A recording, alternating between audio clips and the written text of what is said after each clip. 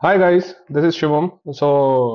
Today we are going to start chapter third of liability insurance, that is liability underwriting. The learning object of this chapter is the risk evaluation. Learning objectives will be: first is risk evaluation, दूसरा operative clause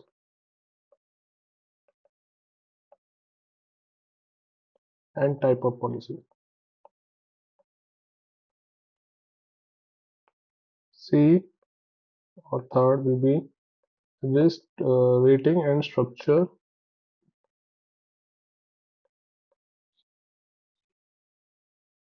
of liability insurance policy. So in this part we will cover this two. Okay, the rating part will cover in the part second of this lecture. Okay, so first is what is risk evaluation. So as you know, liability insurance is a very different insurance from other policies. Okay, in terms of आपका जो claim process है उसमें different है. Okay, आप policy आज लेते हो, claim शायद 10 साल बाद आप रेस कर सकते हो. उसके ऊपर जो चीजें हैं, जैसे आप क्लेम अप्रूव नहीं रख सकते, क्लेम आप सेटल खुद नहीं कर सकते, आपको इंश्योर की उसके लिए आपको कंसेंट चाहिए. सेकंड थिंग, जो डिफेंस कॉस्ट है, डिफेंस कॉस्ट या लिटिगेशन में भी आपको इंश्योर का देखना पड़ेगा.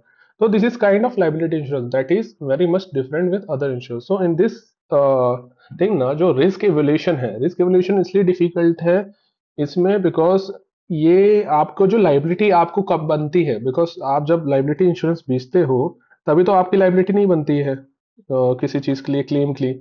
तो ये कब फ्यूचर में अराइज हो आपको भी नहीं पता होगा, जो सामने वाला पर्सन होगा उसको भी नहीं पता होगा, बट ये कभी ना कभी अराइज हो सकती है. और अगर आपकी लाइबिलिटी पॉलिसी ऐसी पॉलिसी है जिसमें आपका कभी, सपोज करो आज मेरे 1 साल की पॉलिसी है, या 1 साल का पॉलिसी है, सपोज करो दिस इज 23-24 का पॉलिसी है, इसमें जो कोई क्लेम अराइज हुआ 28 में, तो वो उसके अंदर क्लेम हो जाएगा. तो इस टाइप की पॉलिसीज भी होती है लाइबिलिटी पॉलिसी, जिसको हम आगे थोड़ा सा ऑपरेटिव क्लॉज में समझेंगे कैसे उनकी क्लॉजेस ऑपरेटिव होते हैं. तो इस this type of policy is very difficult to underwrite. तो इसके बेसिस पे जो रिस्क एवल्यूशन है वो आज हम देखेंगे कि कैसे अंडरराइटर्स जो होता है वो उसका रिस्क एवल्यूट करते हैं. ओके, तो पहला हमारा टॉपिक है risk evolution. Okay, so first what will be the underwriting process. Underwriting process क्या होता है? अंडरराइटिंग प्रोसेस ये होता है कि कैसे हम उसका प्रीमियम डिटरमाइन करें. हम देखते हैं रिस्क, हम देखते हैं फैक्टर्स डिटरमाइनिंग दैट रिस्क, और हम उसके बेसिस पे उसे प्रीमियम चार्ज करते हैं. तो अंडरराइटिंग प्रोसेस क्या होगा? फर्स्ट होगा आपका आइडेंटिफिकेशन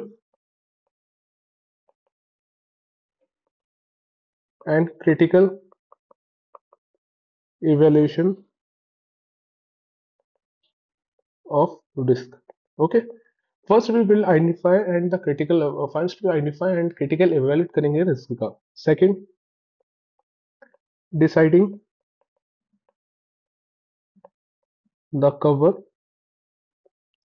टू बी ऑफर्ड. पहले हमने रिस्क डिटरमाइन कर लिया, उसके बाद हम देखेंगे कि हम कौन कौन से कवर दे सकते हैं with reference to that risk. उसके बाद finalizing the T and C. Okay, तो फोर्थ थर्ड थिंग है कि हम जब कवर डिसाइड करेंगे उसके बाद हम जो टर्म्स एंड कंडीशन है with reference to that insurance हम वो फाइनलाइज करेंगे. Fourth is the fixing of premium.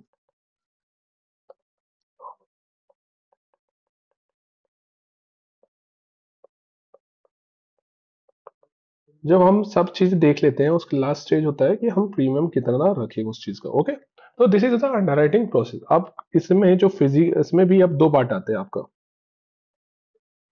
Physical risk evolution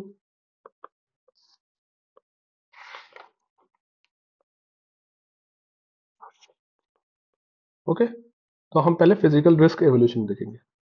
अब इसका जो सेकंड पार्ट आता है वो लीगल रिस्क एवोल्यूशन आता है।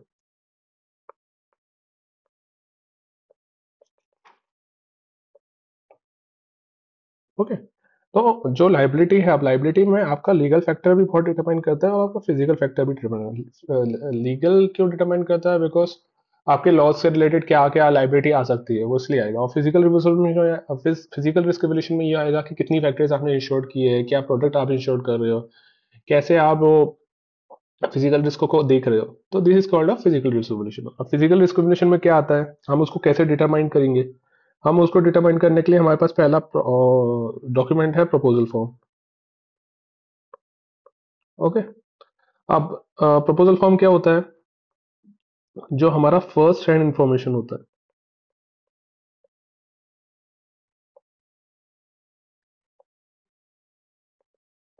ओके, यहाँ पर जो भी डिस्क्लोजर्स होते हैं, so proposal form in insurance industry क्या होता है, जब इंश्योरेंस इंश्योर्ड मतलब जो भी पर्टिकुलर प्रपोजर है जब इंश्योरेंस पॉलिसी लेने आता है, तो आपको वो प्रपोजल फॉर्म भर के देता है। प्रपोजल फॉर्म कुछ इन्फॉर्मेशन उसमें लिखा होता है, आपको वो भरना होता है और उसके बाद आपको इंश्योरेंस कंपनी को सबमिट करना पड़ता है। उसके बेसिस पे इंश्योरेंस कंपनी आपको प्रीमियम डिसाइड करती है और रिस्क आपका डिसाइड करती है। तो it will be called as a first hand information and it is very much जो प्रपोजर है उसके ऊपर लाइबिलिटी होती है कि वो जो डिस्क्लोजर्स है वो राइट एंड प्रॉपर दे। अब इसमें क्या क्या कवर हो सकता है आपका? इसमें हो सकता है आपका नेम एंड एड्रेस, उसमें बिजनेस क्या करता है वो, उसके बाद क्लेम हिस्ट्री क्या है उसकी। ओके, क्लेम हिस्ट्री मतलब नंबर ऑफ क्लेम्स, अगर उसने कुछ लिया है तो वैसा होता है। उसके बाद उसकी कोई इंश्योरेंस इंडस्ट्री है क्या, इंश्योरेंस हिस्ट्री है क्या। उसके बाद उसकी कंपनी का एस्टिमेटेड एनुअल टर्नओवर क्या है। उसके बाद उसका पीरियड ऑफ इंश्योरेंस वो कितना लेना चाहता है, 1 साल के लिए लेना चाहता है, 2 साल के लिए लेना चाहता है, वॉट एवर। उसके बाद limit of liability, like A O A और ए ओ वाई, जो हम लोगों ने पहले ही पढ़ा है। Okay, period of insurance, limit of liability. तो ये जो इन्फॉर्मेशन होती है प्रपोजल फॉर्म में कहीं ना कहीं कवर होती है। उसके बाद ये आपके पास इन्फॉर्मेशन आ गई अंडर राइटिंग के बाद। उसके बाद हम जाएंगे दूसरी स्टेज पे। अब इसका जो दूसरा है वो रिस्क इंस्पेक्शन। रिस्क इंस्पेक्शन, अब रिस्क इंस्पेक्शन क्या होता है? तो कभी कभी क्या होता है ना, प्रपोजल फॉर्म से भी इतनी सारी इंफॉर्मेशन इकट्ठी करने के बाद भी बताऊं, अंडरराइटर उतना सेटिस्फाई नहीं होता है, तो वो बोलता है कि हम फिजिकल रिस्क एवोल्यूशन करेंगे। अब इंपॉर्टेंस क्या है फिजिकल रिस्क एवोल्यूशन का, वो हम देखते हैं पहले। पहले है अंडरराइटर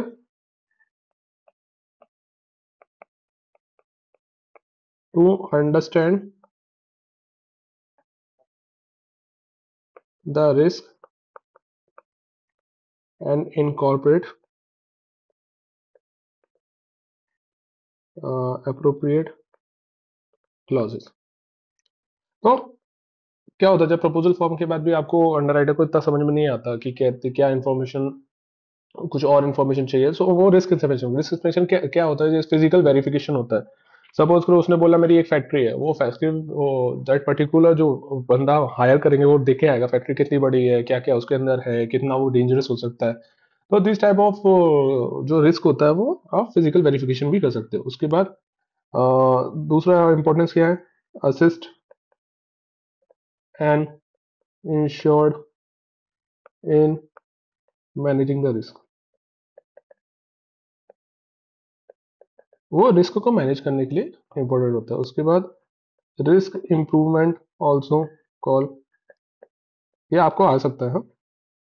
चूज द क्रेडिट में बोल सकता है कि what is the importance of risk, उसमें से चूज द वन थिंग। तो दिस काइंड ऑफ दिस, तो ये हमारा आपका हो गया है फिजिकल रिस्क एवोल्यूशन। ओके, तो फिजिकल रिस्क एवोल्यूशन में हमारा प्रपोजल फॉर्म है, रिस्क इंस्पेक्शन है। Okay, proposal form first hand information होता है, it should be mandatory for all insurance policies. Okay, तो प्रपोजल फॉर्म वाइड हो सकता है, contents various detail like address, business, आपका business address, claim history, insurance history, estimated annual turnover, period of cover, limit of indemnity. उसके बाद आपका registration क्या हो सकता है कि आप कोई बंदे को हायर करो, वो फिजिकल विजिट देख के आए, उसमें इंपॉर्टेंस क्या है, अंडरराइटर को समझ में आ जाएगा कि क्या रिस्क है और उसके हिसाब से वो कुछ क्लॉजेस इंश्योरेंस पॉलिसी में डाल सकते हैं। उसके बाद इंश्योर्ड के लिए जो इंश्योरेंस कंपनी है उसको वो मैनेज कर सकते हैं, मतलब वो रिस्क को मैनेज कर सकते हैं, कोई रिस्क इंप्रूवमेंट भी कर सकते हैं। Okay, this is your physical risk evolution. अब हम जाएंगे आपका लीगल रिस्क इवोल्यूशन पे। ओके,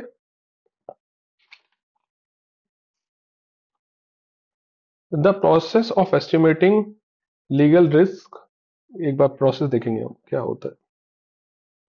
थोड़ा सा लाइट कलर लग रहा है, इसको थोड़ा डार्क कर देंगे।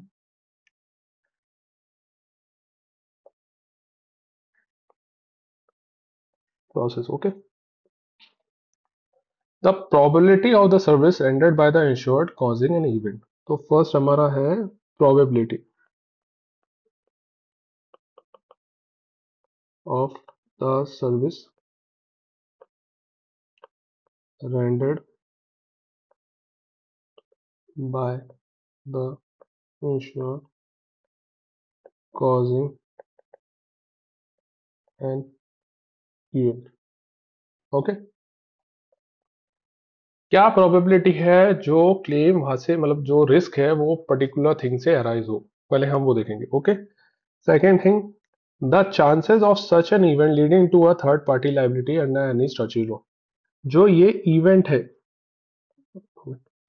जो ये इवेंट है, इसके कितने चांसेस हैं, chances of third party liabilities.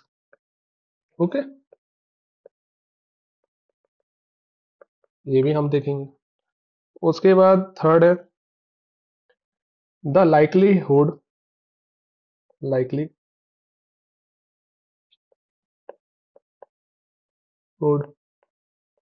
Of being sued. क्या चांसेस हैं कि जो बंदा है या इंश्योरेंस कंपनी है वो उसके लिए मतलब उसके अगेंस्ट केस फाइल हो। Okay, fourth, cost of defending. अगर कोई केस होता है तो उसका कॉस्ट कितना होता है डिफेंड। तो these are the four parameters where the risk legal risk evaluation will be decided. Apart from there are lot of factors that had been decided. First is jurisdiction. Okay, jurisdiction क्यों important है कि जहां पर वो case लड़े, मतलब जो suppose करो कोई लाइबिलिटी अराइज होती है तो कहाँ जाके वो केस लड़ सकते हैं, द पर्टिकुलर एरिया जहां पर वो केस को इम्पोज कर सकते हैं। सपोज करो कोई ऐसी लाइबिलिटी हो जैसे फॉरेन नेशनल को, फॉरेन पर्सन को नुकसान होता है और वो बैठा यूएस में, अब यूएस में वो कोर्ट केस लड़ेगा तो उसको, मतलब जो इंश्योरेंस कंपनी है उसको डिफेंड करने के लिए मुश्किल हो जाएगा वहां पर, बिकॉज वहां पर उसके लिए रिसोर्सेज नहीं है या वहां पर उसमें एक्सपर्ट नहीं है। सपोज करो अगर वो महाराष्ट्र में केस लड़ता है तो इंश्योरेंस कंपनी का वहां प्रेजेंस भी है तो वो आराम से वो केस लड़ सकता है या डिफेंड कर सकता है बाय वे ऑफ दिस। तो the jurisdiction of particular case या फॉरेन कोर्ट या foreign case accept the jurisdiction, तो उसके लिए डिटरमाइन, मतलब ये इंपॉर्टेंट होता है कि कहाँ पर वो केस होता है। दूसरा, लिटिगिशियस लिटिगियस सोसाइटीज। सपोज करो मानो कि जो सोसाइटी है वो बहुत ज़्यादा पढ़ी लिखी है, उसको लॉ के बारे में सब कुछ पता है, तो वहां पर क्या होता है ना, वहां पर इंश्योरेंस कंपनी का रिस्क ज़्यादा हो जाता है, रिस्क हाई हो जाता है इंश्योरेंस कंपनी का। अब क्यों हो जाता है, बिकॉज अगर सब पढ़े लिखे हैं और सबको उनकी राइट्स और मतलब उनके जो केस वालों के मानने हैं तो बहुत सारे फेक क्लेम्स और बहुत सारे क्लेम्स, फॉल्स क्लेम्स अराइज होते हैं, क्योंकि उनको पता है कि इसमें वो कंटेस्ट कर सकते हैं।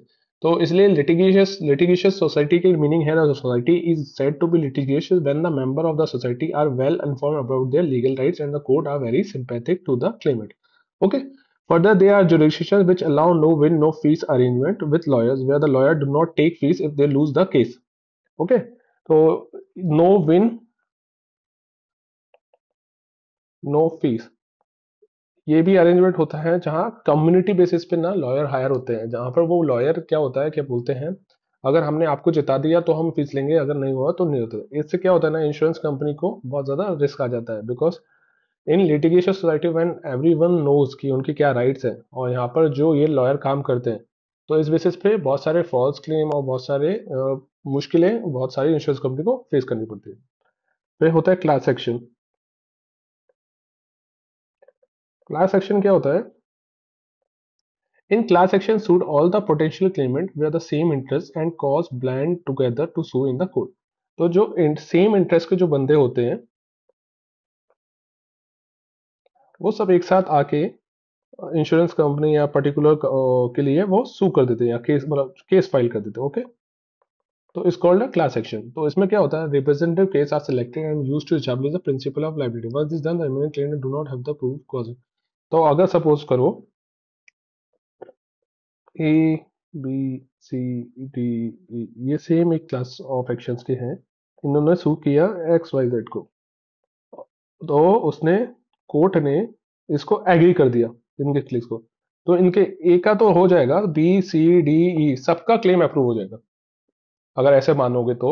अगर हमने लाइबिलिटी इंश्योरेंस लिया है जहां पर ए बी सी डी ने किसी के प्रति मतलब इंश्योरेंस कंपनी के अगेंस्ट या पर्टिकुलर जो भी है तो उसके अगेंस्ट केस फाइल किया और कोर्ट ने बोला हाँ ठीक है, तो A B C D C का सबका क्लेम अप्रूव हो जाएगा एक साथ।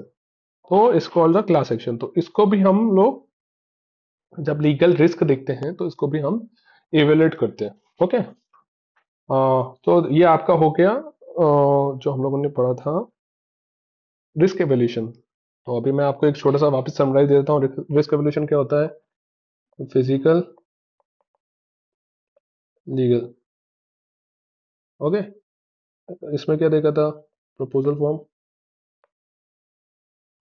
और इंस्पेक्शन। इसमें क्या देखा था? प्रोबेबिलिटी देखी थी कि वो जो इवेंट होगा अकर होगा। उसके बाद इवेंट जो अकर होगा वो थर्ड पार्टी के लिए क्या लाइबिलिटी हो सकती है। उसके बाद केस कितनी, केस और सूट बोल सकते हैं उसको, सूट फाइल हो सकता है। उसके बाद डिफेंड कॉस्ट। अब इसके अलावा क्या क्या फैक्टर देखे थे हमने? फर्स्ट, जुरिडिक्शन कि कहाँ पर केस होगा अगर कुछ लाइबिलिटी अराइज होती है। दूसरा, लिटिगिशियस सोसाइटी, जब सोसाइटी वेल नोन है उस वो थोड़ा सा और हार्मफुल है इंश्योरेंस कंपनी के लिए, बिकॉज सबको पता है। इसमें है no win no fee arrangement, जहां पर lawyer do not take a fee if they lose the case. Okay, उसके बाद है अपना थर्ड है क्लास एक्शन, जहां पर अगर A B C D E ने कुछ एक्शन किया जहां कोर्ट ने किया तो वो सब एक साथ हो जाएगा। तो this is your part of risk evaluation. अब पढ़ेंगे हम operative clause and type of policies.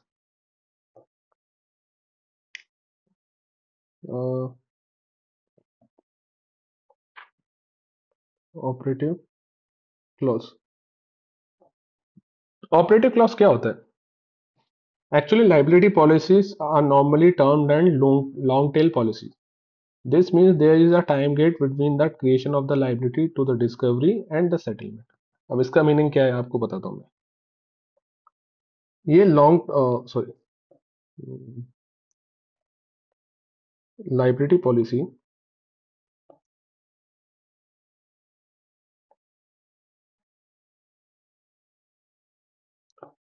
Liability policy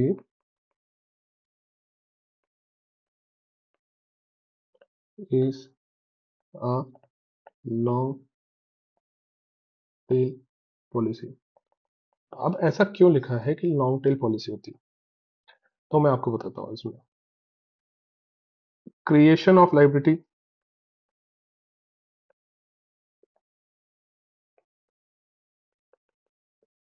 discovery and settlement, discharge. Okay, this is your first thing, this is your second thing, this is your third thing. अब एक example से इसको समझते हैं। Suppose करो A is an insurance company, B is insured. Okay, suppose करो A ने insurance company से एक प्रोडक्ट लाइबिलिटी इंश्योरेंस लिया, प्रोडक्ट लाइबिलिटी इंश्योरेंस। तो your first thing is the creation of liability for the insurance company is on, suppose को ये जब लिया वो 1 जून 2022 था, और पॉलिसी कब तक थी आपका 31 मई 2023 तक। ओके, तो आपका जब स्टार्ट हुआ, that is the creation of liability start from when you issued the product liability insurance to be. उसके बाद लाइबिलिटी डिस्कवर कब हुई? लाइबिलिटी डिस्कवर हुई आपका सपोज करो 25 मई 2023। ओके, यहाँ पर आपका लाइबिलिटी जो है डिस्कवर हो गई। उसके बाद आपका कोर्ट केस हुआ, कोर्ट केस हुआ, एंड इट लास्ट, एंड जो सेटलमेंट हुआ वो हुआ 25 मई 2025। ओके, जब कोर्ट ने ऑर्डर दिया पे करने के लिए। तो इस जो पूरा प्रोसेस है, इसमें कितने साल लगे आपका? 3 to 4 years लगे आपका क्रिएशन ऑफ लाइबिलिटी के लिए, क्रिएशन ऑफ लाइबिलिटी, डिस्कवरी और सेटलमेंट तक। तो that's why it's a long tail policy, क्योंकि ये पॉलिसी फिर सिर्फ पर्टिकुलर पीरियड के लिए ही सीमित नहीं होती, it last for many years, इसलिए उसको लॉन्ग टेल पॉलिसी बोला जाता है। ओके, अब क्या है इसमें जो लेटेंसी पीरियड, अब मैं बताता हूँ आपका। If the liability has been incurred but not reported between its creation and discovery, then indicate that the liability has latent in the period. अब क्या होता है ना, सपोज करो ये पॉइंट है, ये पॉइंट है, दो ही पॉइंट रखते हैं इसको। मैंने ए को, ए के पास प्रोडक्ट लाइबिलिटी इंश्योरेंस है। ओके, यहाँ पर कुछ प्रोडक्ट के अंदर liability liability of insurance company has arise, but discover कब हुआ? यहाँ पर जो ये पीरियड है, अब ये पीरियड में क्या होता है ना, लाइबिलिटी इंश्योरेंस का सबसे मुश्किल पार्ट क्या होता है ना, जहां से क्रिएशन हो, this is a creation point और this is a discovery point. ये जो पीरियड होता है इसको बोलते हैं latency period, latency period. Latency period क्यों बोलते हैं? एक्चुअली लाइबिलिटी क्रिएट यहाँ पर हुई, लाइबिलिटी यहाँ क्रिएट हुई, बट डिस्कवर यहाँ हो रही है। इससे क्या होता है ना, इंश्योरेंस कंपनी को बहुत मुश्किल हो जाता है कि यहाँ पर एक्चुअली क्या था, क्लेम इनकर्ड था बट नॉट रिपोर्टेड। और इससे क्या होता है ना, जो आपका जो एक्सपोजर होता है क्लेम का, डिटेंसी पीरियड से क्लेम एक्सपोजर, वो हाई हो जाता है। अब आप बोलोगे कैसे? सपोज करो यहाँ पर मैं था, यहाँ से मेरे लिए कुछ गलती हुई प्रोडक्ट के लिए, प्रोडक्ट लाइबिलिटी मेरे पास था, और उसकी वजह से ना it's a creation, creation of liability हो गया यहाँ पर। सपोज करो ये मैंने ए को सेल किया था प्रोडक्ट, तो यहाँ से ना उसने कुछ इशू किया था, बट उसके बाद मेरे को पता नहीं चला, डिस्कवरी नहीं हुई उसके बाद। उसके आगे मैंने सपोज करो बी, सी, डी, ई, एफ को भी वो प्रोडक्ट भेज दिया। अब इससे क्या हुआ ना कि पहले सिर्फ ए आने वाला था, अब बी, सी, डी, ई, एफ, ये सारे आपके ऊपर आ रहे हैं। तो ये क्या होता है ना, जब जितना ये पीरियड ज्यादा हो जाता है जहां से क्रिएशन हो और डिस्कवरी ऑफ लाइबिलिटी हो, उतना इंश्योरेंस कंपनी के लिए जो क्लेम का एक्सपोजर है वो ज्यादा हो जाता है। इसको बोलते हैं लेटेंसी पीरियड, और जब लेटेंसी पीरियड हाई हो जाता है उसको लिए रिस्क एक्सपोजर ज्यादा हो जाता है। तो to minimize the known latency exposure, the underwriter would choose a trigger in the operative clause which in turns act as a basis of which the policy is operate. तो जो इसको करने के लिए अंडरराइटर क्या करता है, एक ट्रिगर पॉइंट निकालता है, ट्रिगर पॉइंट, और किस में डालता है? ऑपरेटिव क्लॉज में, क्लॉज में। तो क्या होता है ना, उससे थोड़ा सा जो लेटेंसी का पीरियड है वो हो जाता है। अब हम पढ़ेंगे बहुत सारे टाइप्स ऑफ ऑपरेटिव क्लॉजेस। आपको इतना समझ में आया ना, मैं फिर से एक बार समझाता हूँ।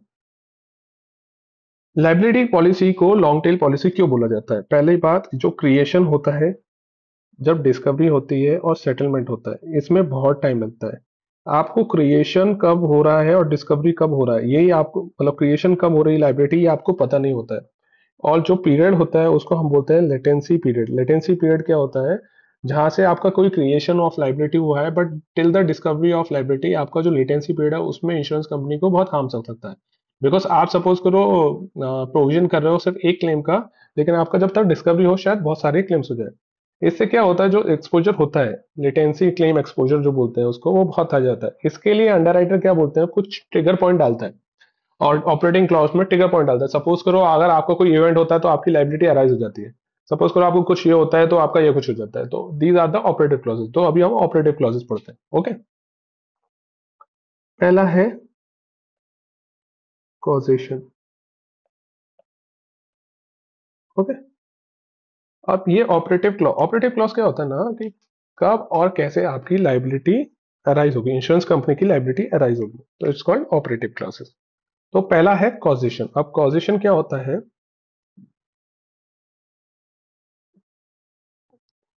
Causation,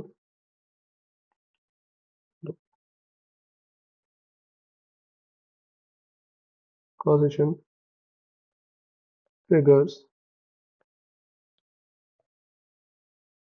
means that the policy respond to an event in the period of insurance. Okay,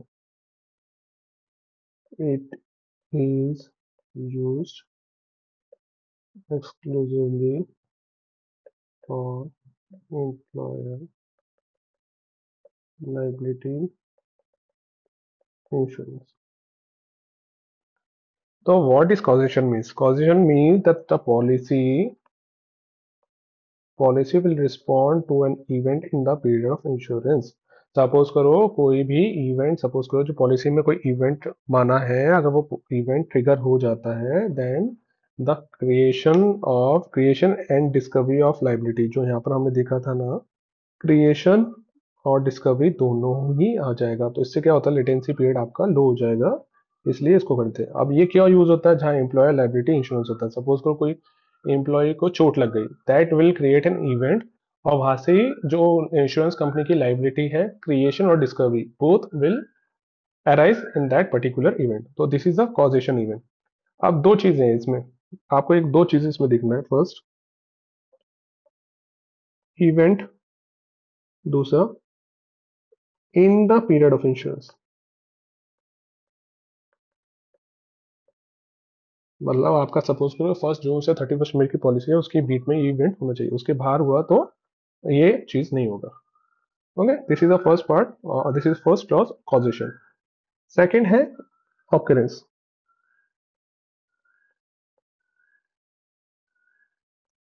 अब ऑकरेंस क्या होता है?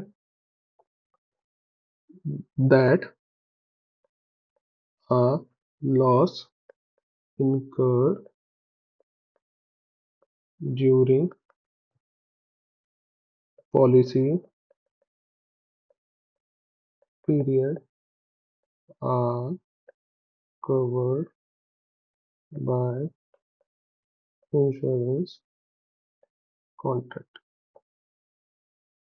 Okay, the loss incurred during a policy periods are covered by insurance contract.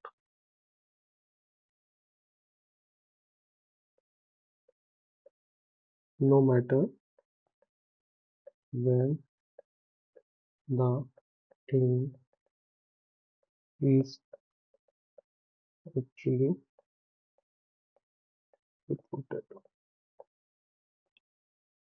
Commonly used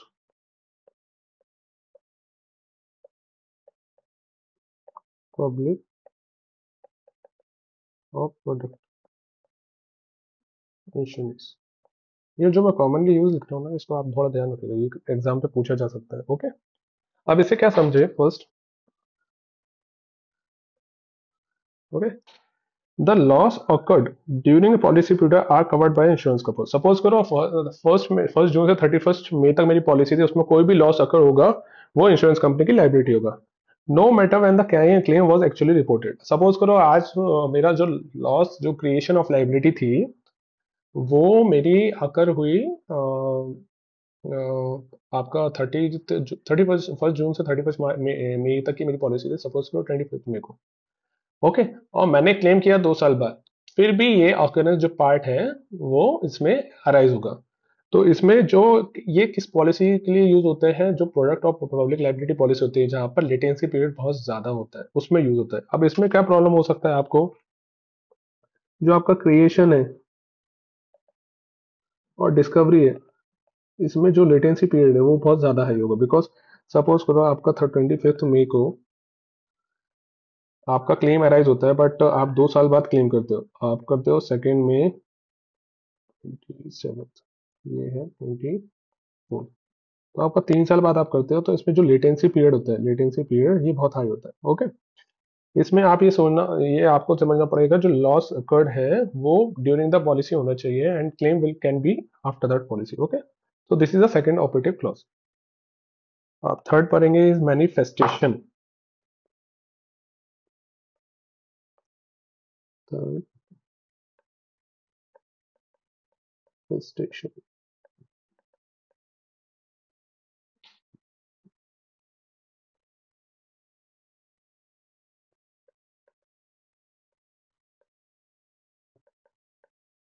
manifestation trigger means that the policy will respond to an event that becomes manifest to the insured।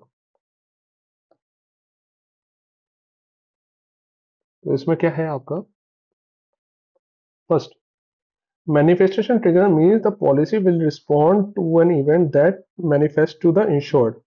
So manifest means that will liable to the insured। Suppose कोई ऐसा event हो जाता है जिससे insured की liability होती है, वही इवेंट ये लोग कवर करेंगे। It should be during the policy, don't now, and it is commonly used for,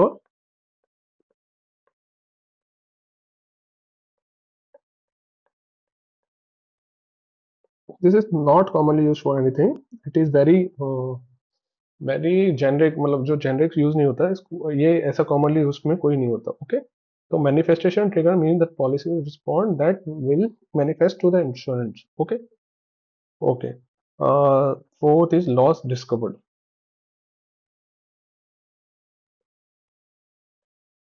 loss discovered,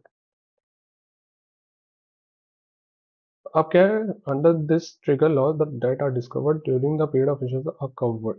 तो इसमें क्या होगा, losses that are discovered during the period of insurance are covered,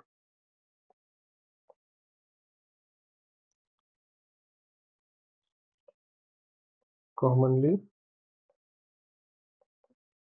used by reinsurers। Okay, अब क्या होगा, इसमें क्या होगा, आपका जो लेटेंसी पीरियड है वो वेरी लो हो जाएगा। अब क्या इसमें कैसे, जो losses that are discovered discovered during the insurance cover are covered.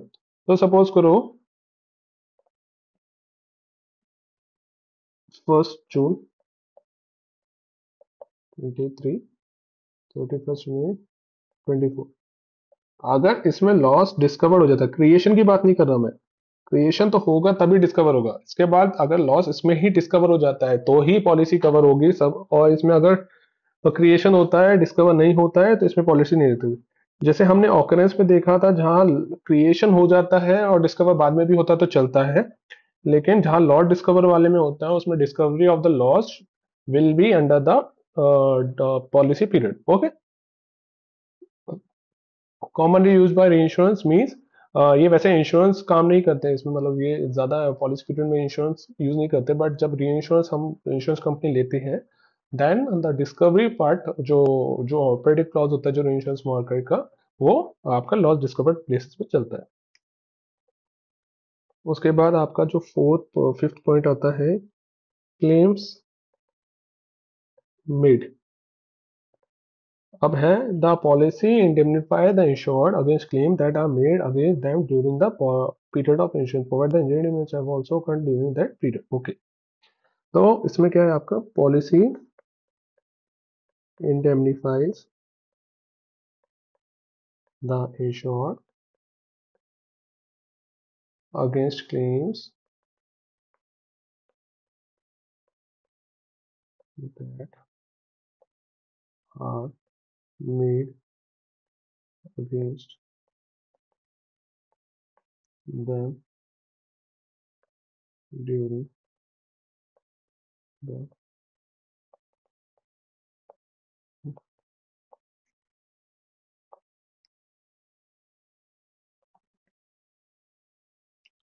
Policy indemnifies the insured against claim what are made against during the period of insurance. तो इसमें क्या होगा आपका, जो भी क्लेम्स होंगे that are made against during the period of insurance ही उसका ही क्लेम मिलेगा। सपोज करो आपका 1 जून 2023 टू 31 मई 2024 तक जो भी चल रहा है, उसमें अगर कोई जो ड्यूरिंग द पॉलिसी में अगर कोई क्लेम आया है, तो उसका ही आपको मतलब रिम्बर्समेंट और वॉट जो भी होगा वही मिलेगा, उसके अलावा नहीं मिलेगा। इसको, इसमें भी जो लेटेंसी लॉस का जो है एक्सपोजर वो कम होता है। ओके। सो क्लेम्स मेड, अभी अपन ने जो पांचों ऑपरेटिव क्लॉज पढ़े थे वो एक बार देखते हैं, और अभी इस चैप्टर इस पार्ट को अभी यहीं पर स्टॉप करते हैं, उसके आगे का जो भी होगा वो अपन नेक्स्ट चैप्टर में देखेंगे। तो अपन ने अभी 5 ऑपरेटिव क्लॉज पढ़े। किधर गया हमारे ऑपरेटिव क्लॉज का। ओके। तो मैं आपको रिवाइज करवा देता हूँ। सो हम लोग कहाँ थे, लॉन्ग टर्म पॉलिसी स्टार्ट किया था हमने। सो वाई हम लोग ऑपरेट लॉन्ग टर्म पॉलिसी क्यों बोलते हैं लाइबिलिटी पॉलिसी, बिकॉज जहाँ क्रिएशन, डिस्कवरी और सेटलमेंट और discharge, it takes a period of almost, बहुत सारा पीरियड टाइम अगर लेता है, इसलिए हम उसको लॉन्ग टर्म पॉलिसी बोलते हैं। अब क्यों बोलते हैं, क्योंकि क्रिएशन, डिस्कवरी और सेटलमेंट में बहुत ज़्यादा टाइम लग जाता है। क्रिएशन और डिस्कवरी के बीच में जो टाइम पीरियड होता है उसको लेटेंसी पीरियड बोलते हैं। जहाँ अगर जब लेटेंसी पीरियड हाई हो जाता है तो इंश्योरेंस का जो एक्सपोजर है वो भी ज़्यादा हाई हो जाता है, क्योंकि जब क्रिएशन हो और डिस्कवरी हो उसके बीच का जो पीरियड होता है वो इंश्योरेंस कंपनी ऐसा वेल डिटरमाइन नहीं कर पाता है, that's why latency exposure high हो जाता है।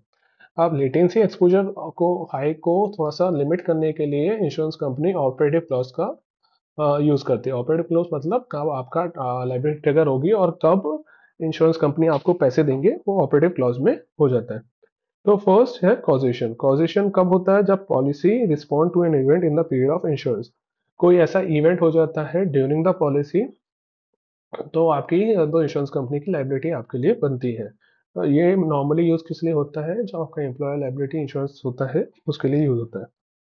Occurrence means a cause loss incurred during the policy period are covered by insurance contract no matter when the claim is actually reported। तो इसमें जो लेटेंसी पीरियड का एक्सपोजर बहुत ज़्यादा हो जाता है, ये मेनली यूज होता है प्रोडक्ट और पब्लिक लाइबिलिटी के लिए। इसमें क्या होता है, अगर सपोज करो आपका क्रिएशन हो गया है, डिस्कवरी बाद में होता है लाइबिलिटी में, सपोज करो 2 साल बाद भी, तब भी आपको क्लेम मिल जाएगा। Manifestation means when the policy respond to an event that manifest to the insured. Suppose करो अगर कोई ऐसा इवेंट हो जाता है जो इंश्योर्ड कंपनी के लिए ही इम्पैक्ट करता है, तभी आपको ये मिल जाएगा। ये इसमें कॉमनली यूज का कुछ ऐसा है नहीं है, इंश्योरेंस कंपनी इसको मोस्टली यूज नहीं करते हैं, तो ये बहुत ज़्यादा यूज में नहीं आता है। Loss discovered means that loss that are discovered during the policy of the insurance company are commonly covered. तो सपोज करो आपका जो क्रिएशन होता है और डिस्कवरी जो होता है वो अगर एक ही इंश्योरेंस पॉलिसी पीरियड में हो, then it is working, otherwise ये उसके बाद नहीं काम होता है। और ये मोस्टली री इंश्योरेंस काम करते हैं। क्लेम्स मेड में policy indemnifies the insured against claim that made और अगेंस्ट